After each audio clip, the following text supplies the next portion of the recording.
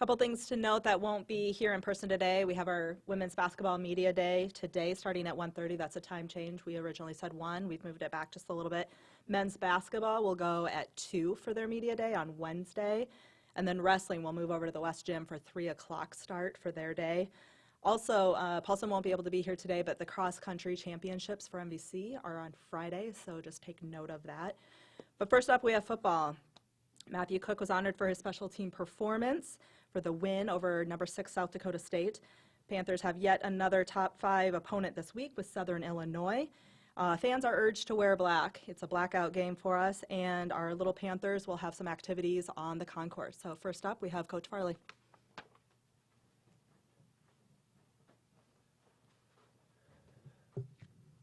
All right, go ahead. Well, obviously a lot to like from the game on Saturday, but when you went back and watched the film, what stuck out to you?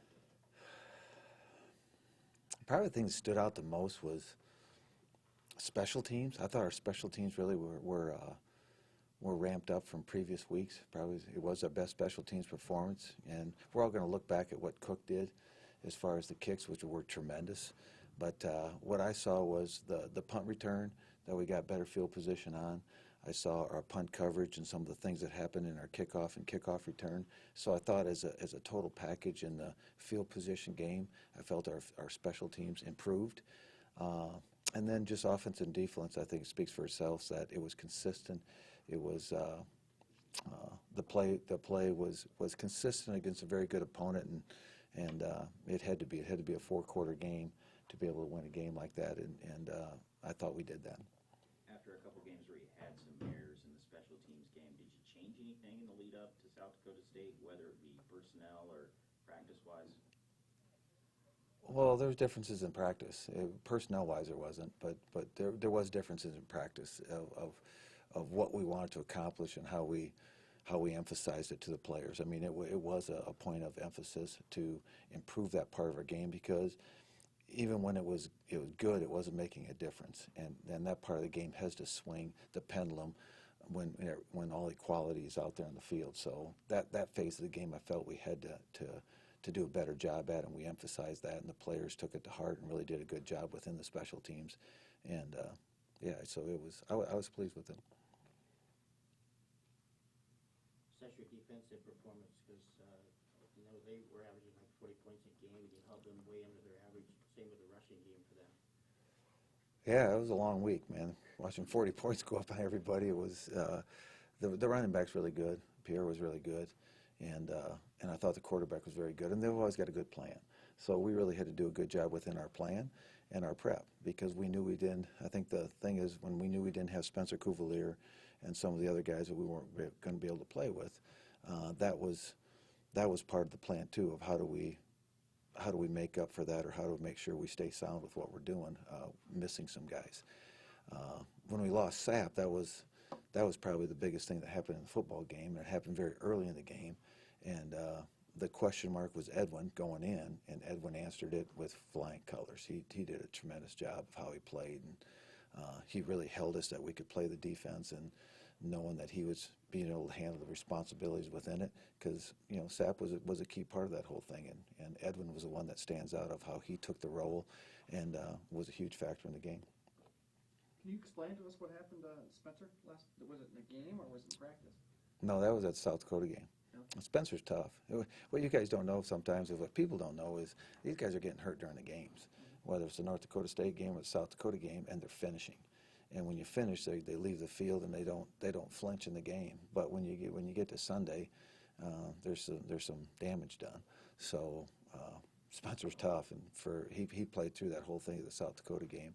It was Sunday when we found out how bad it was, or the injury at least what the injury was. They wasn't going to be able to play. So it was Spencer tripped, but we didn't.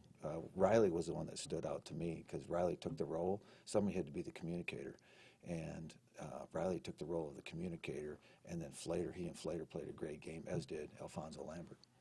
Spencer, upper body, lower body? It was an upper body. It was a shoulder. It was a shoulder. So we'll see where it goes from there. No timetable? No, let me get to today. I mean, you got your hoping timetable and your real timetable. So I'm on the hope side right now. As far as Saturday, questionable,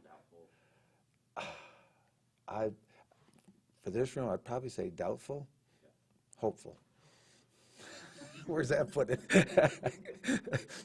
Got a new category. Mark, you're talking about injuries and stuff, but I want to know how your guys are this stage of the season when you consider you play the spring football, because I know there's a lot of concern about the fatigue and the injury factor. How are you guys handling that? I think they're handling it great. I mean, that stood out last week, but I do know that I do feel a difference, and you're starting to see some of these things flare up 3/4 of the way through this deal right now, that the guys that are showing up, whether it be Cuvalier or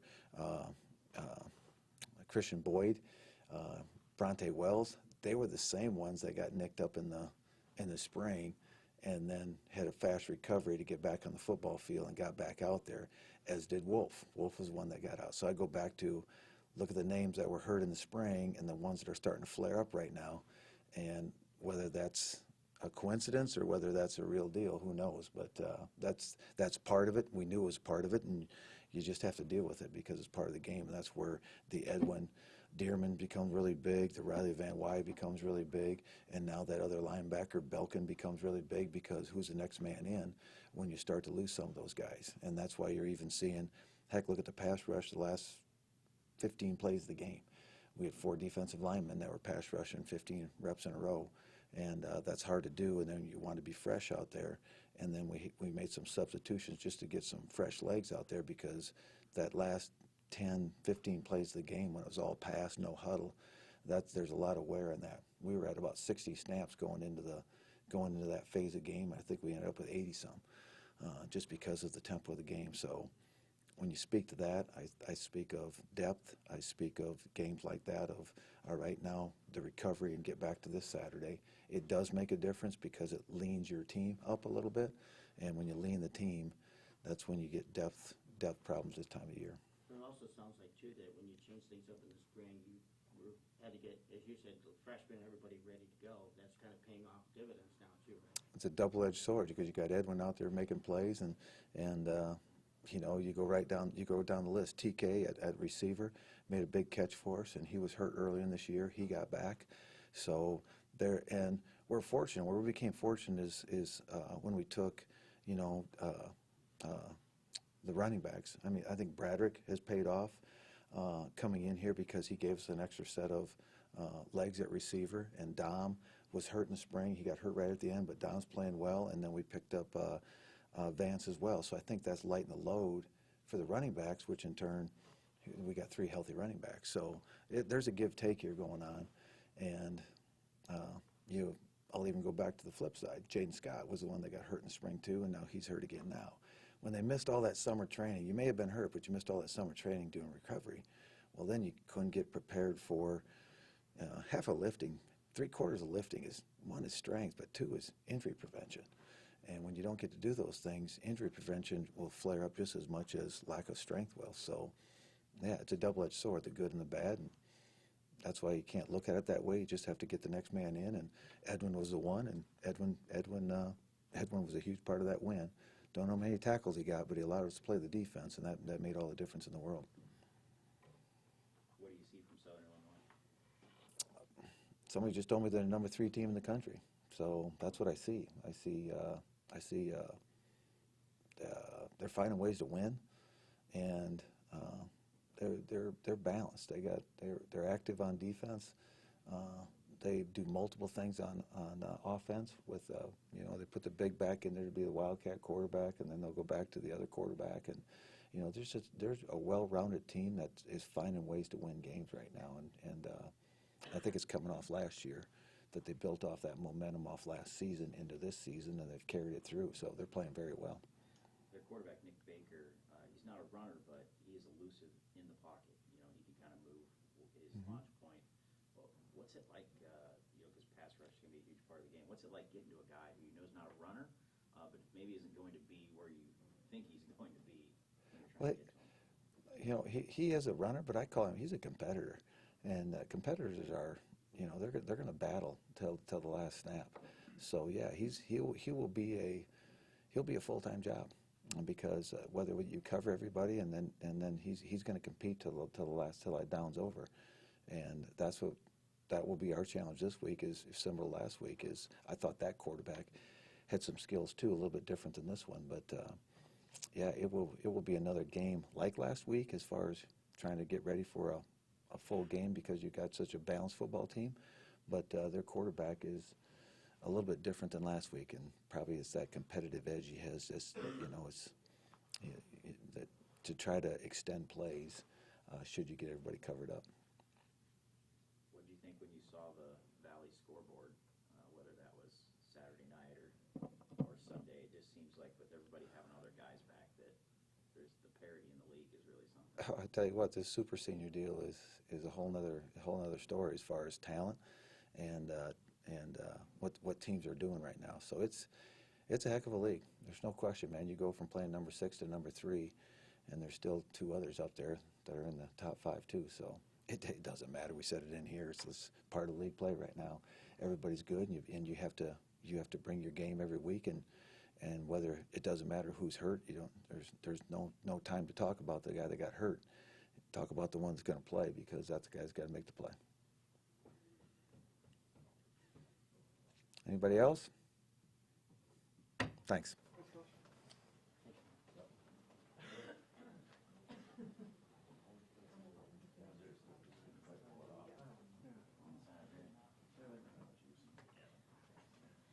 Next up, we have volleyball. Panthers are in the middle of a long stretch on the road. They had losses to Illinois State and Bradley over the weekend. We head to Drake and Valpo this week. Please know that Coach Peterson will be gone on Monday for that Valpo game. So up next, Coach Bobby Peterson. All right, well, we had a tough road swing this weekend playing two of the teams that are towards the top of the conference, and Illinois State on Friday, who is a really hot team, has been doing really well lately in a number of different ways. And I think for us, like execution-wise, it probably wasn't our best match of the year with a few things. I thought we did some good things defensively, where we slowed down a lot of their attackers, except for number 8 on the outside, and I never pronounce her name right, so I'm not going to try. But she just has been playing. There's nobody in the league that has stopped her or slowed her down. She had 16 kills, hitting .444. So, but I thought we did a really good job with everyone else. I think for us, it was more on the offensive side and how we executed in that way. And part of that is the pressure that Illinois State put on us at the service line. Part of that is they were really good defensively.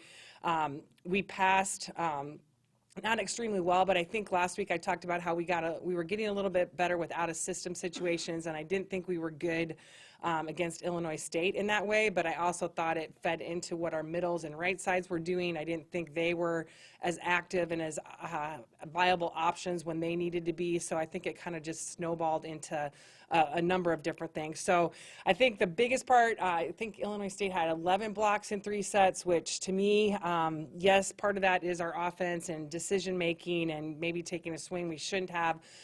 But I think it comes down to our coverage as well. You know, we need to be able to pocket balls better, and that is definitely something that will be a focus for us this week, because we're playing Drake, who's one of the top blocking teams in the conference, and anybody's going to be top blocking if we're covering like that. So definitely an area we want to get better at.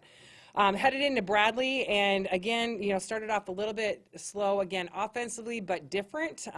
We were out of system. We passed a 1-6 the first 2 sets, which is not where we want to be on first contact, but I thought we did a much better job out of system. We were actually getting some free balls back, but the frustrating part of that was we weren't scoring on free balls. And I think, you know, we have drills all the time. You don't score on a free ball, there's consequences for that. So knowing that we're not scoring, I think that led into some of our attackers hitting things that we really didn't have. So obviously that's kind of a snowball effect. So offensively, we weren't really where we needed to be the first 2 sets. But I give our team a lot of credit. We were pretty down after game 2, and you know, you look in their eyes and you're kind of like, okay, you know, we're still in this. It takes 3 sets to win a match, and I was really, really proud of our response. Well, we came back really strong in sets 3 and 4, doing a lot of things really well. I thought from the service line we were so much better than the first 2 sets, and actually the night before, which is an area we have a lot of potential in. Even passing first contact, we were really good.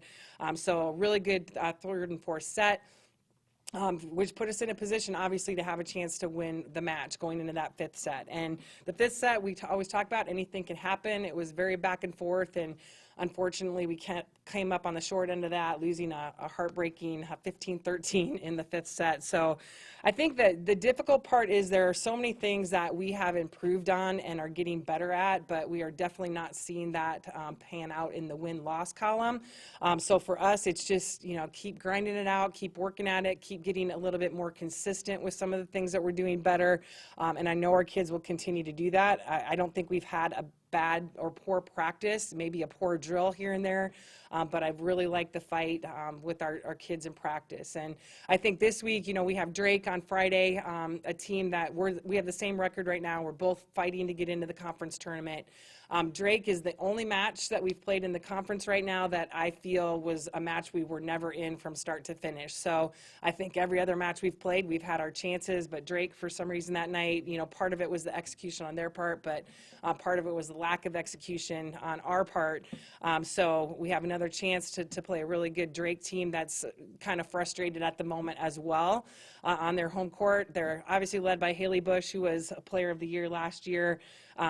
Second, I think, in the conference in blocks, so a really good blocking team. So we know they're going to be ready to go, especially on their home court. And I think for us, this time of year, it's midterms, it's been long, it's been a grind. We've been on the road a lot. So trying to find the right combination of rest and work is what we're challenged with right now. Besides just the physical part, it's been pretty mentally and emotionally draining as well. So we're trying to find some different things to do and trying to find ways to get our kids ready to go for Drake on Friday. And obviously we have Valpo on Monday as well. We have not, we're not focused on that at all at the moment, but we haven't played Valpo yet, the only team we haven't played yet. So we will have a chance to play Valpo on Monday as well. So any questions? What does this past week say about Olivia Chernobyl, especially with having had decreased reps in matches, that she was still putting in the work in practice and really showing she had the opportunity these last two matches? Yes, and I'm glad you brought her up because I definitely should have brought her up. And Olivia's been a kid that really has done very well in practice, and she has had some opportunities on the court and has done okay, but really not enough to kind of fight for a position to be in as a starter, but more of a backup player. And she's going to make it really hard to know what to do right now. She had a great weekend and played very much like she's been doing in practice, so it was great to see. She was the offensive spark that we needed for sure heading into those sets 3 and 4 against Bradley. And she even, she came in a little bit later against Illinois State, but still hit at a really good clip. So I'm really proud of her. She's a very physical, great natural jumper, very physical at the net as a blocker as well. So she brings a lot to our team, and we definitely will be using her over the next few weeks. All right. Thank you, guys.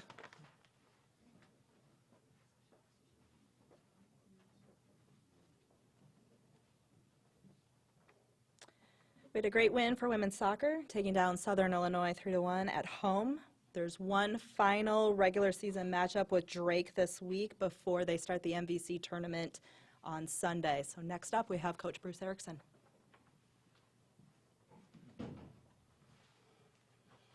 Afternoon. Another good weekend. Wrapped up our regular season home game with Southern. Thought we started really strong, had a little bit of a lull and kind of let them back in the game, and then ended up closing the game out a little bit late.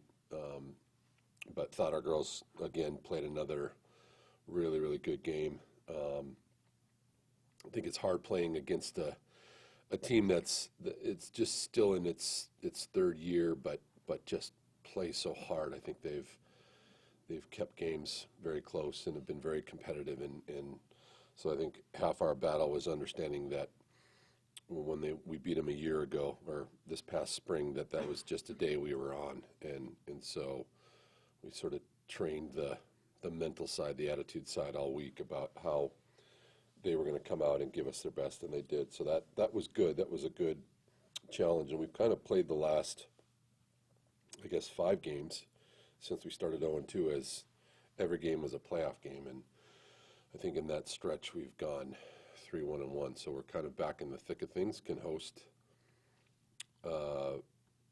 by winning. We could host by tying or losing. So it's all about how the other games match up on Thursday. But we're excited to go to Drake. It's always good to play them, and I think it'll be a pretty spirited game. It's I think one of our biggest rivals in the league. So I think our girls are excited for that match. So should be a good game Thursday.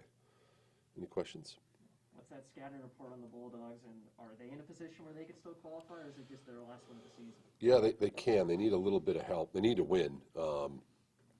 Similar to the spring, we played them in the finale, and they had to win as well. A tie won't help them. So they'll be ready. You know, I think just having that, that sort of scenario playing out there, they know they have to be at their best, and really we need to too. I think we can finish as high as third. We could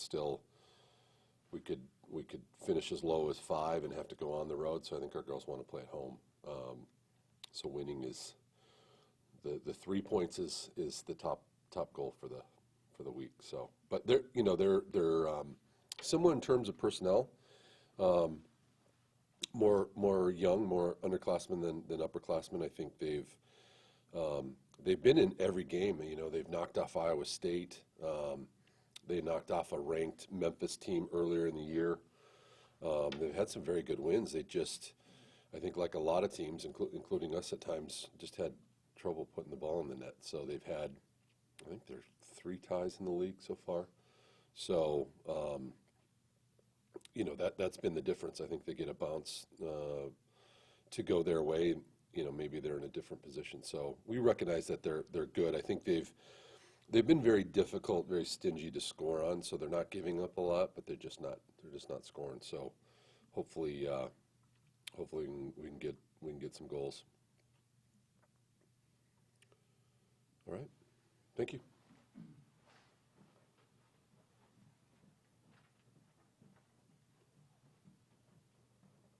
And last, but definitely not least, swimming and diving was on the road at Indiana State. Sycamores came out on top 187 to 113. UNI won 4 events. And next up, we have Coach Nick Lakin.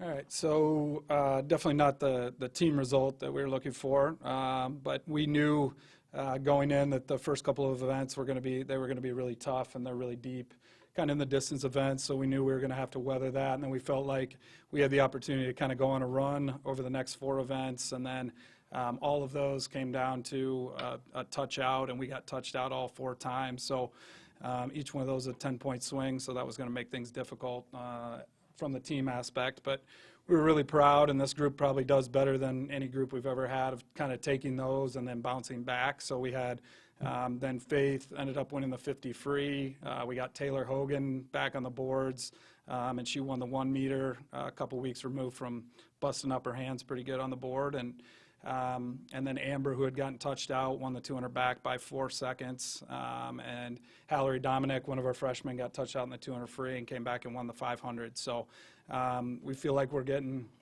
better every time, and this group's a lot more resilient than some of our past groups when things aren't going our way. So we're really happy with that. And then our breaststroke group, Emma, who's a freshman, ended up getting 3rd in the 100 breast. Megan was 2nd in the 200 breast. She's also a freshman. So we really feel like the freshmen and sophomores are kind of moving along every time we swim. So we feel like we're going to be in a good spot against Valpo this week, and then we've got 4 teams next week. So any questions? How good is this competition you'll be getting from Valpo this Friday?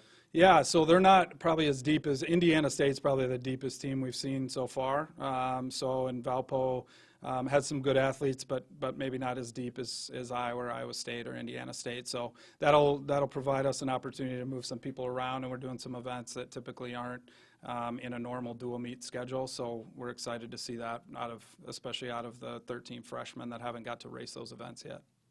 How exciting is this chance to be at home since you'll be on the road so much after this? Yeah. So it's always good to be here, and so that'll be our senior day. So we've got 4 seniors that we'll be recognizing on Friday, and anytime we can be home, it's a lot better than being on a 7-hour bus ride. So, all right, thank you.